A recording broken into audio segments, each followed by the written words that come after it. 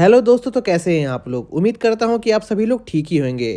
तो अगर आप लोगों ने इस सीरीज़ के पहले पार्ट को नहीं देखा है तो उसका लिंक आप लोगों को डिस्क्रिप्शन में मिल जाएगा। आप वहां पर जाकर देख सकते हैं। और हमने इस सीरीज़ के सेकंड पार्ट को फर्स्ट पार्ट के साथ मर्ज कर दिया था। और अगर आप लोगों को सेकंड पार्ट ढूंढने में दिक्कत आ रही है तो हमने उस पार्ट के टाइम स्टैम्प को सेकंड वीडियो के डिस्क्रिप्शन में डाल दिया है। आप वहां पर जाकर देख सकते हैं। तो ज्यादा टाइम न वेस्ट करते हुए इस पार्ट को शुरू करते हैं। तो जैसा कि आप लोगों ने पिछले पार्ट में देखा था कि पर्सिबल मेसन की सच्चाई सभी लोगों को बता देता है, लेकिन तभी उन पर एक मॉन्स्टर अटैक कर देता है। लेकिन असल में वो मेसन का मास्टर ऑडो था, जिसे वो बुरा फेरी कंट्रोल कर रहा था। जो जानकर मेसन काफी ज्यादा दुखी होने लगता है, क्योंकि इसका मतलब ये था कि जॉर्ज फॉरेस्ट में फैले म्यूटेशन का कारण ऑडो था और मेसन ऑडो को बचाने के लिए कुछ कर भी नहीं सकता था, क्योंकि मेसन को ऑडो की इस हालत का कोई इलाज नहीं सूझ रहा होता है।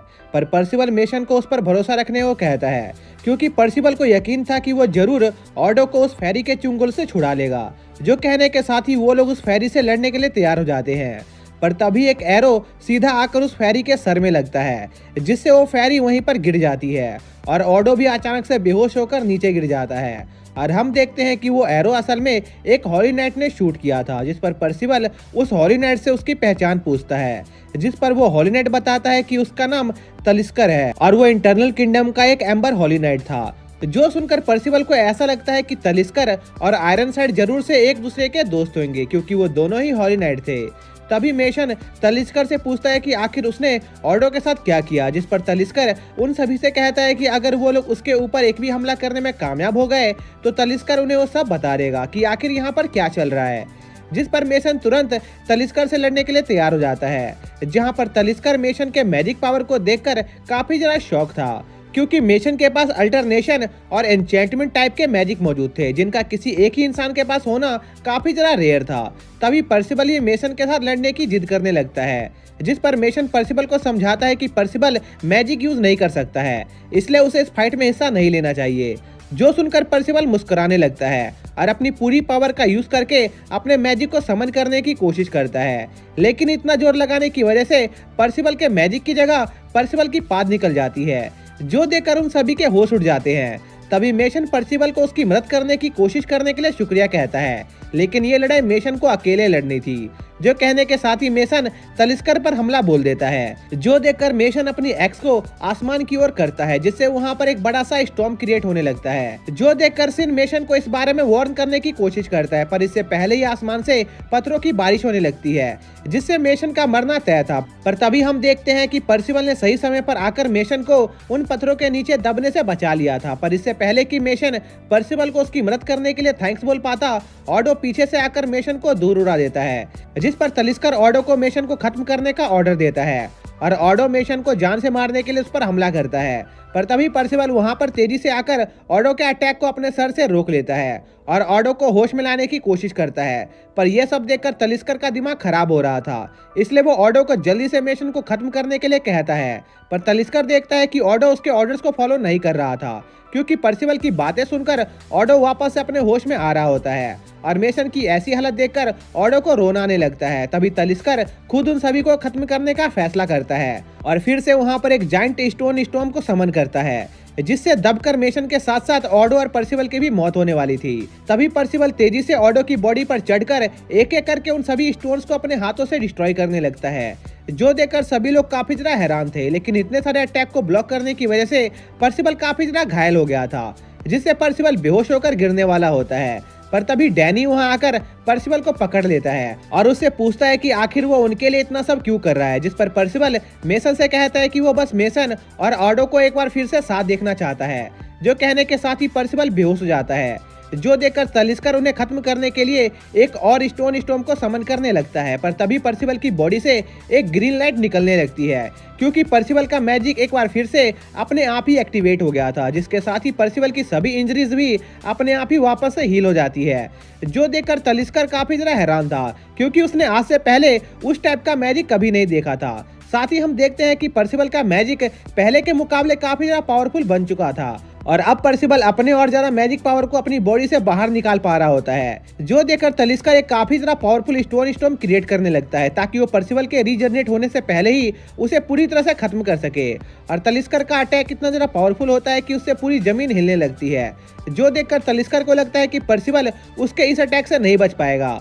पर तलिस्कर की आंखें खुली की खुली रह जाती है क्योंकि पर्सिबल ने अपने मैजिक की मदद से उन सभी गिरते हुए पत्थरों को खा लिया था, जिसके बाद पर्सिबल उन पत्थरों से वापस तलिस्कर पर हमला करता है, जिससे तलिस्कर अपने घुटनों पर आ जाता है। और पर्सिबल तलिस्कर के पास जाकर उससे उसका वादा पूरा करने को कहता है, जो कि तलिस्कर ने उनकी फाइट शुरू होने से पहले उनसे किया था कि अगर पर्सिबल उस पर एक भी अटैक लैंड करने में कामयाब रहा तो तलिस्कर ऑडो को पहले जैसा कर देगा। पर तभी तलिस्कर गुस्से से चिल्लाने लगता है क्योंकि वो हार रहा था और पर्सिबल पर लगातार अपने एक्स से हमला करने लगता है, लेकिन तलिस्कर के अटैक पर्सिबल को छू भी नहीं पा रहे होते हैं, जो देखकर तलिस्कर समझ जाता है कि वो पर्सिबल को नहीं हरा सकता है।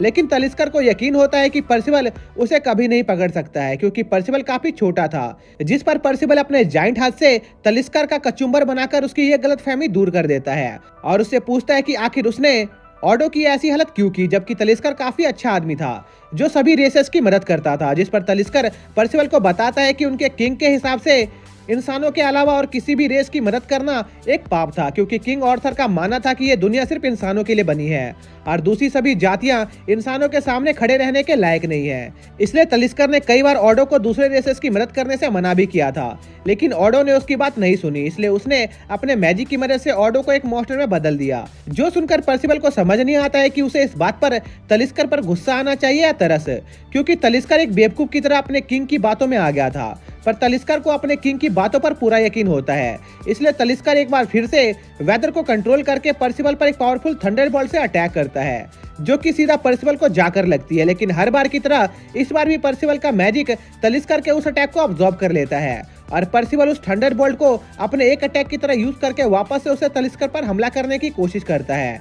पर तलिस्कर पर्सिबल के उस अटैक को डॉज कर लेता है और इतनी देर तक पर्सिबल के साथ लड़ने और उसके मैजिक के अनयूजुअल बिहेवियर को देखकर तलिस्कर समझ गया था कि पर्सिबल उन्हीं 4 लेजेंडरी 4 मैन ऑफ एपोकलिप्स में से एक है, जिनकी किस्मत में इस दुनिया को खत्म करना लिखा था। इसलिए तलिस्कर पर्सिबल से वहां मिलकर काफी ज्यादा खुश था क्योंकि अब तलिस्कर पर्सिबल को अपने हाथों से मारकर उस भविष्यवाणी को पूरा होने से रोक सकता था। इसी दौरान डैनी देखता है कि पर्सिबल का मैजिक उसके इमेजिनेशन के हिसाब से अपना शेप चेंज करता था। इसलिए डैनी पर्सिबल को एक वेपन को इमेजिन करने को कहता है ताकि वो उसकी मदद से तलिस्कर का सामना कर सके। पर डैनी पर्सिबल को एक बो इमेजिन करने से मना करता है क्योंकि पर्सिबल तीरंदाजी में बहुत ज्यादा गंदा था। इसी भी तलिस्कर अपने सारे मैजिक को इकट्ठा करके एक पावरफुल थंडरबर्ड को क्रिएट करता है, जिसे देखकर पर्सिबल को वो दिन याद आ जाते हैं जब वो अपने ग्रैंडफा के साथ मिलकर रॉकबर्ड को हंट और तैयार किया करता था। जिस पर पर्सिबल अपने मैजिक से एक नाइफ क्रिएट करता है और उसकी मदद से एक ही झटके में उस थंडरबर्ड को काटकर उसकी बॉडी के कई टुकड़े कर देता है,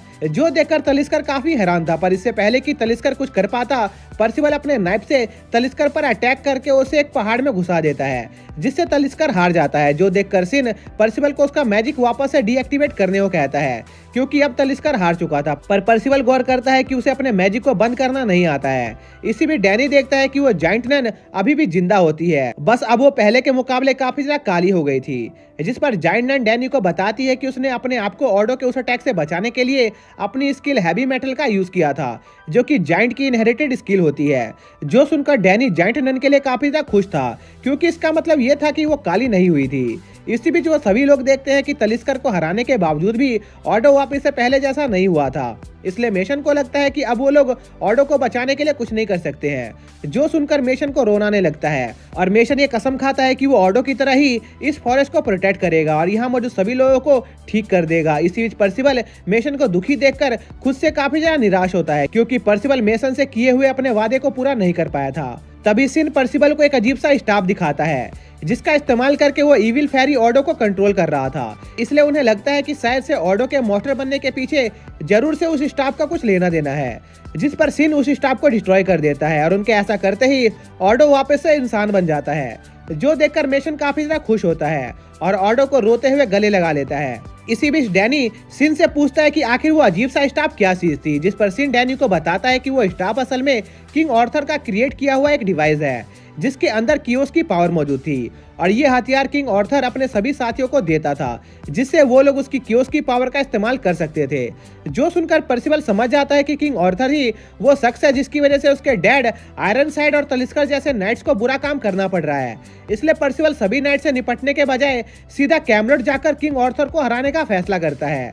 जो सुनकर डैनी को लगता है कि पर्सिबल का दिमाग खराब हो गया है, पर इसका उल्टा सीन पर्सिबल के इस फैसले से काफी ज्यादा एक्साइटेड होता है और इस काम में उसका साथ देने का फैसला करता है। जिसके बाद वो सभी अपनी जर्नी पर जाने लगते हैं। तभी रास्ते में मेशन उन्हें रोक लेता है, जो कि उनके साथ उनकी जर्नी पर जाना चाहता था और वो लोग अपनी जर्नी पर निकल जाते हैं।